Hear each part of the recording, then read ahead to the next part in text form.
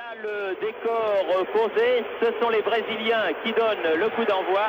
C'est parti, quart de finale entre le Brésil et la France, Mondial 86.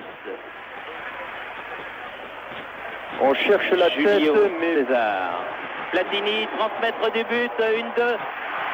Dans les 16 mètres, Platini. Et la balle est toujours française. Tire, juste à côté du but. Défendu par Carlos, tir de Manuel Amaro. Petit jeu brésilien là. Socrates, et une faute de main. Elle n'est pas sifflée. Elle n'est pas sifflée par l'arbitre roumain, monsieur Ilia Ballon. 86.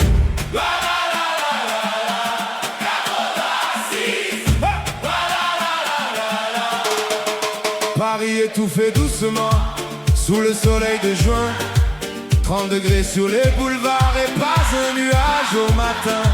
Les fenêtres ouvertes partout, l'aile semblait lourde comme un secret.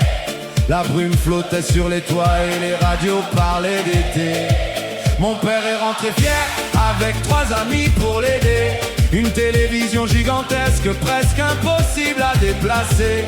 Un écran avec un gros derrière, comme un meuble venu d'un autre âge. On l'a posé dans le salon, comme un hôtel avant le match.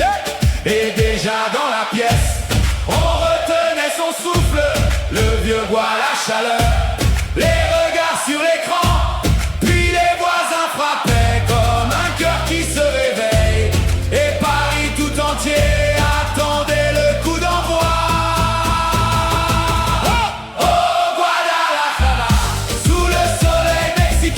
Le football devenait samba dans nos salons parisiens. Au Guadalajara, France-Brésil jusqu'au matin. Entre les rêves et les cris, le cœur battait plus vite que nous. Careca frappe à la 17e et le silence tombe d'un coup. Les Brésiliens jouent comme des princes et les Bleus courent après le souffle.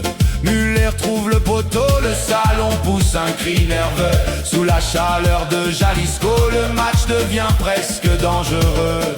Mais juste avant la mi-temps, Platini revient dans la danse. Une ouverture, un ballon qui glisse et soudain renaît l'espérance. Mon père renverse son verre, les voisins frappent dans leurs mains. Et Paris entier semble vivre au rythme du football brésilien. Samba, les jambes légères, sous la peur et la chaleur. Un geste, un angle, un miracle et la pièce se met à trembler. Le vieux poste, les rideaux, les visages tout en lumière. On croyait tenir la nuit au bout de nos deux mains. Au Guadalajara, sous le soleil mexicain, le football devenait samba dans nos salons parisiens. Au Guadalajara, France-Brésil jusqu'au matin. Entre les rêves et les cris, le cœur battait plus vite que nous. Tigana traverse le terrain comme un danseur de carnaval. Mais le dernier geste s'échappe juste avant le rêve final. Le roi discret du numéro 10 s'avance dans le grand silence. Et tout le salon se fige avant que le destin commence. Oh Guadalajara, sous les chants venus du stade, le football devenait musique entre la peur et la magie. Oh Guadalajara, Juan Iñárritu vivre la folie. Et dans la chaleur de juin, le monde semblait ralenti. La nuit devient irréelle, les visages brillent de sueur. Carlos sort loin de sa cage et Bellone tombe en douleur. Puis viennent les tirs au but, les silences les plus longs du monde.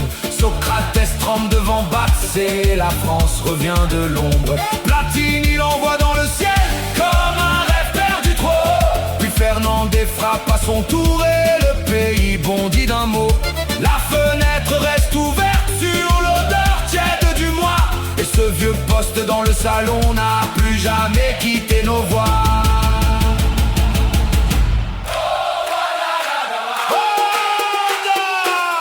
Les fenêtres ouvertes sur Paris, le football faisait danser tous les quartiers cette nuit-là. Oh Guadalajara, avec l'écran gris dans nos vies, nos souvenirs restent vivants.